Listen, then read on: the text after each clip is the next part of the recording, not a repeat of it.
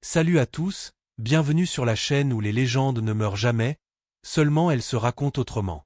Imaginez un gamin de 9 ans, timide, les yeux écarquillés, qui suit une diva comme une ombre.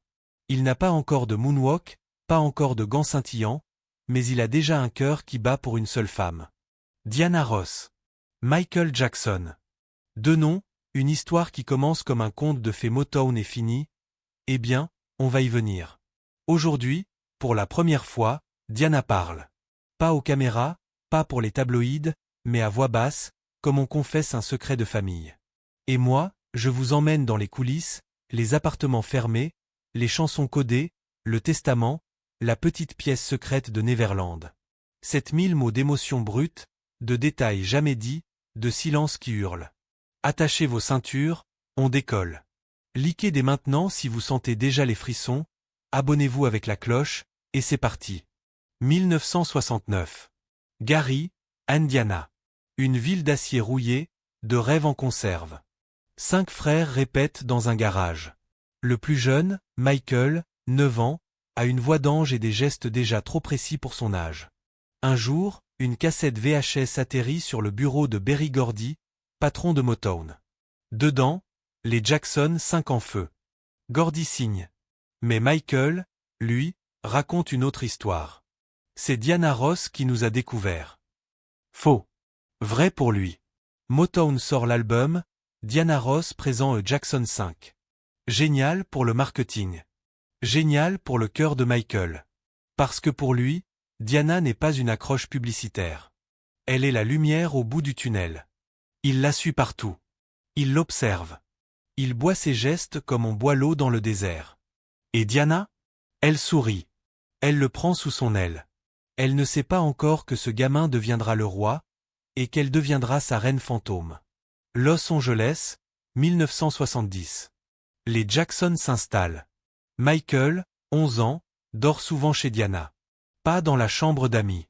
Dans le salon, sur le canapé, ou parfois sur un matelas gonflable près du piano.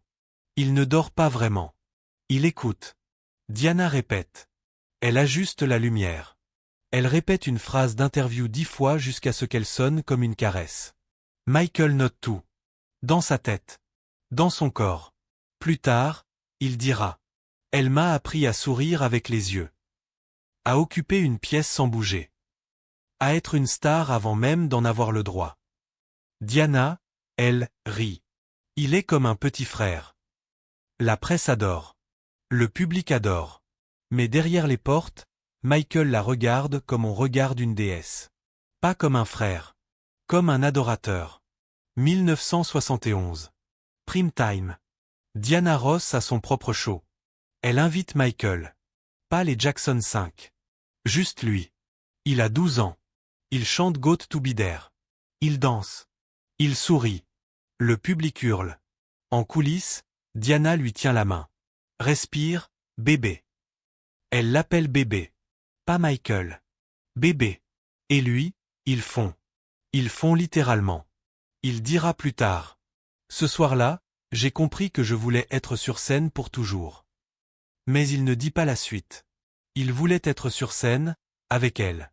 Pour toujours. 1978. New York. Tournage de The Wiz.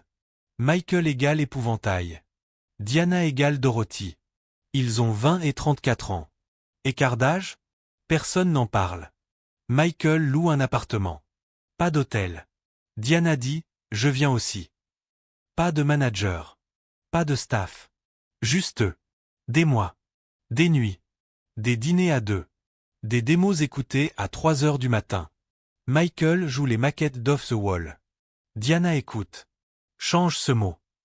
Monte la voix là. Tu tiens un tube. Il rit. Ils pleurent. Ils ne dorment pas beaucoup. L'équipe du film les voit arriver ensemble. Partir ensemble. Diana l'appelle bébé. Michael rougit. Un maquilleur murmure. C'est plus qu'une amitié. Un technicien. Il la regarde comme s'il voulait l'épouser. Personne ne dit rien. Parce que c'est sacré. C'est privé. C'est à eux. Michael a 24 ans. Thriller est prêt. Il est déjà une légende. Interview pour Ebony. Question anodine. Votre femme idéale. Michael, sans hésiter. Diana Ross. Je l'aime. Silence. Le journaliste croit à une blague. Michael ne rit pas. Il répète.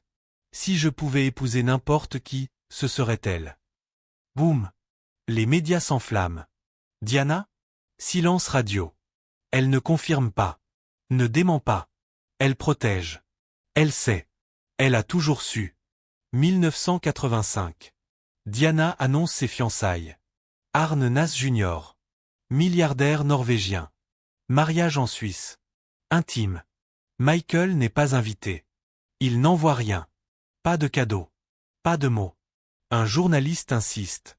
Pourquoi? Michael, la voix brisée. J'étais jaloux. J'ai toujours aimé Diana Ross. Je l'aimerai toujours. Puis il disparaît. Plus d'interviews. Plus de studios. Plus de sourires. Ses proches le trouvent assis dans le noir. Écoute Human Nature en boucle. Pleure. Pas de scandale. Juste un cœur en miettes.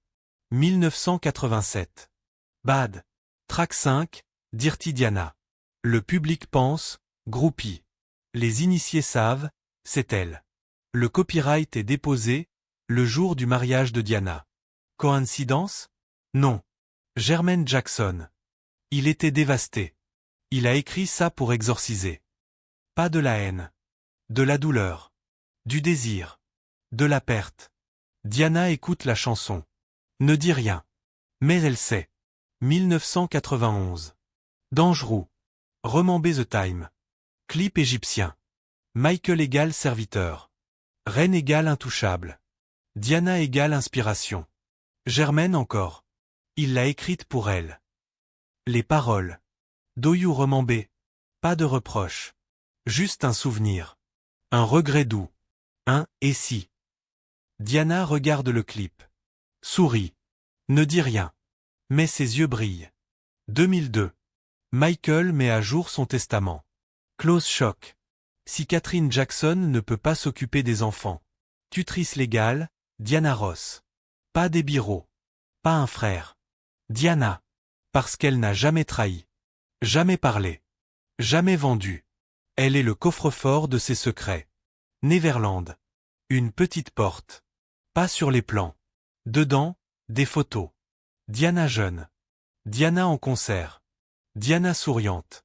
Pas de cadre clinquant. Juste des tirages. Des souvenirs. Un employé. Il y allait seul. Fermait la porte. Restait des heures. On appelle ça la salle Diana. Pas un musée. Un sanctuaire. 25 juin 2009. Michael s'effondre. Diana est à Paris. Elle apprend la nouvelle. Écrit un communiqué. Je n'arrive pas à arrêter de pleurer. Pas de télé. Pas d'interview. Pas de funérailles. Mais son nom dans le testament parle pour elle. 2025.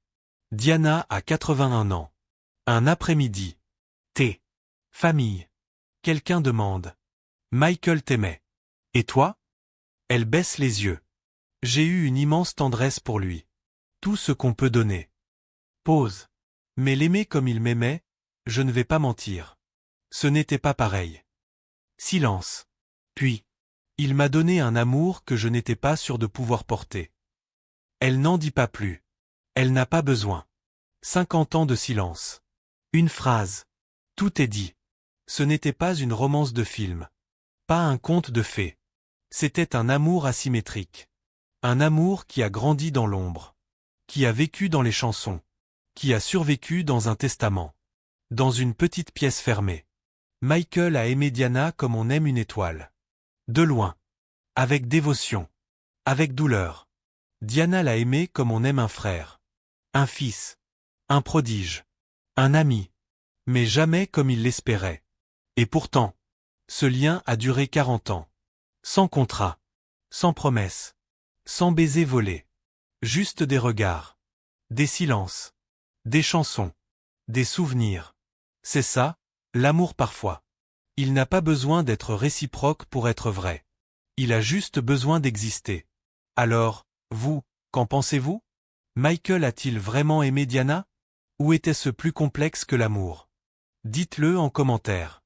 Likez si cette histoire vous a touché. Abonnez-vous avec la cloche pour ne rien rater. Partagez cette vidéo à quelqu'un qui a déjà aimé en secret. On se retrouve la semaine prochaine pour une autre histoire vraie, jamais racontée comme ça. D'ici là, remembez the time. Peace.